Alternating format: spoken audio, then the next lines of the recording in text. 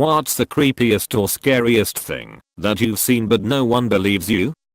My one weird thing was this. Some friends and I were hanging out one summer's eve. We were around 15. It was night, clear, and we were all lying on my friend's trampoline in the backyard. We were just all chatting and looking at the stars. Suddenly, we are all like, what the fuck? Did you just see that? We all swore we saw a formation of stars trade places with each other. They sort of left a tail, like a shooting star, before resettling in their new positions. They all moved at the exact same time. It was strange. 3 of us seemed to see the same thing.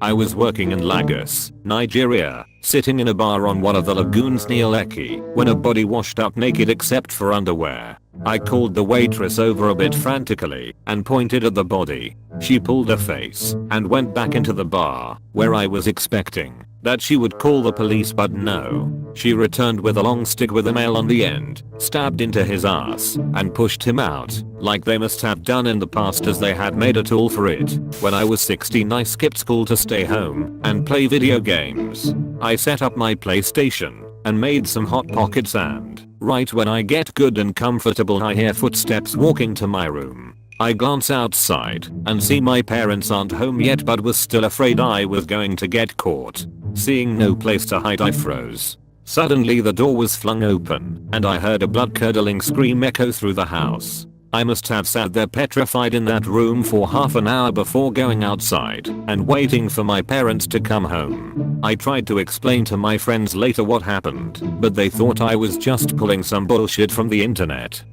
I was a missionary in South Africa. One of the creepiest things that happened to me was on New Year's Eve. During that night, I woke up feeling really thirsty. I walked toward the refrigerator in the kitchen, and as I was drinking water, I turned around, and the front door was wide open. I could see the stars in the black sky, and hear the faint sound of crickets in the distance. Not thinking anything of it, I closed it, and went back to bed. In the morning, my missionary companion woke up first, and noticed the door was wide open. It was then that we realized we had been robbed throughout the night, and I still remember my heart dropping as I realized the perpetrators were most likely in the dark house, while I was in the kitchen in the middle of the night. Still gives me goosebumps thinking about it.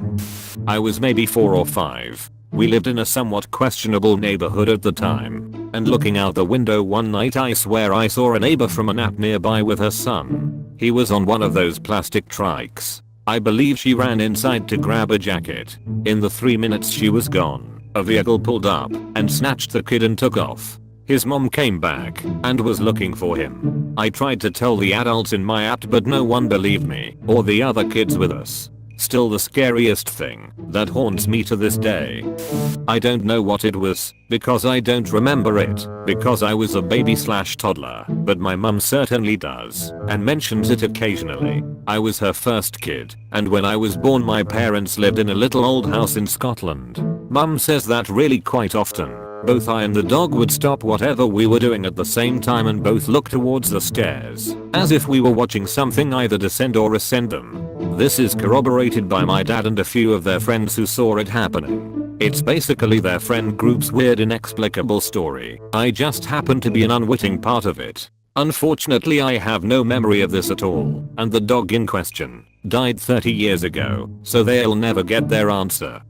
It's not that people don't believe me, it's more that I hardly believe it myself. It was late, probably between 1 and 3 AM, and I was sitting at an intersection waiting for the light to go green. Across from me was a dark road with trees on either side and thick woods off to the left and houses off to the right. So I'm sitting there listening to music when I see something move at the edge of the woods to the left. Now this is rural New Jersey, so things moving in the woods are either bears or deer, which aren't scary, but deer will fuck your car up if run out in front of you.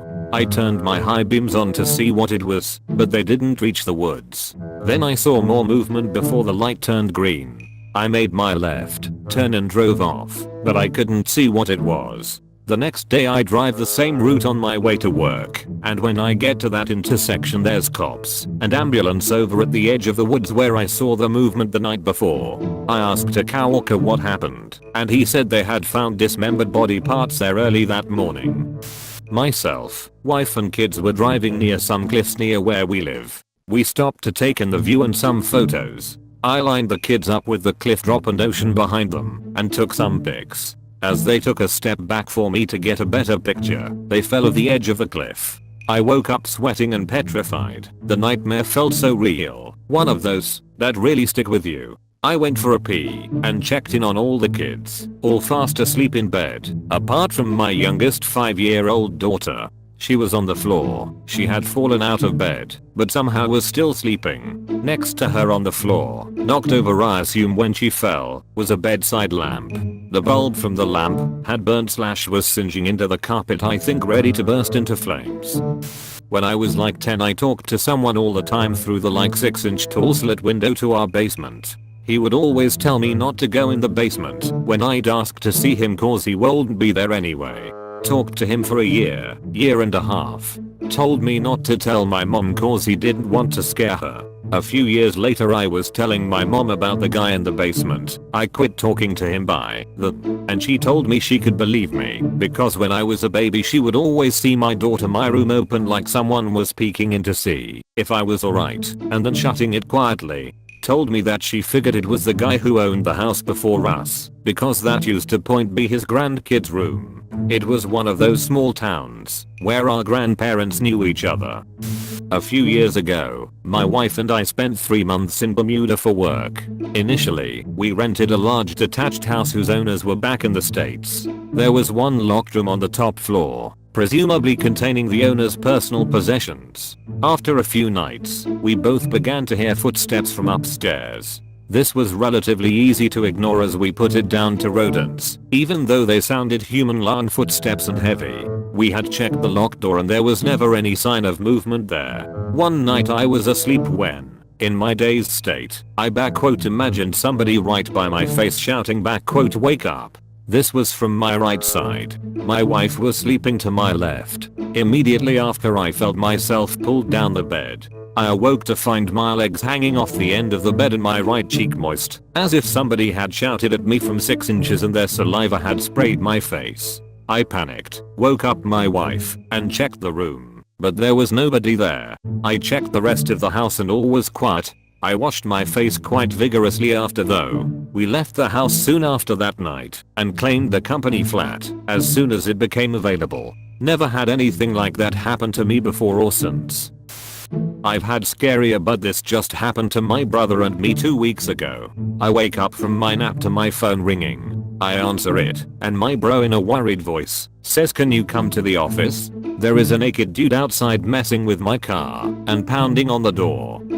In my barely conscious state I just laugh at him and say call the police if there is a real problem. 2 minutes later I'm actually awake and think shit. He sounded legitimately worried. I grab the pepper spray and speed over to the office. The naked guy was gone by the time I got there. Fortunately, my brother had called the police, but they never came. We checked out the car to see what the guy was doing to it and all we found was "help me" written over and over again in oil. Edit. The police eventually called us back and just said we've been looking for that guy. We assumed that, since they never actually showed up to the office, they found him on the way.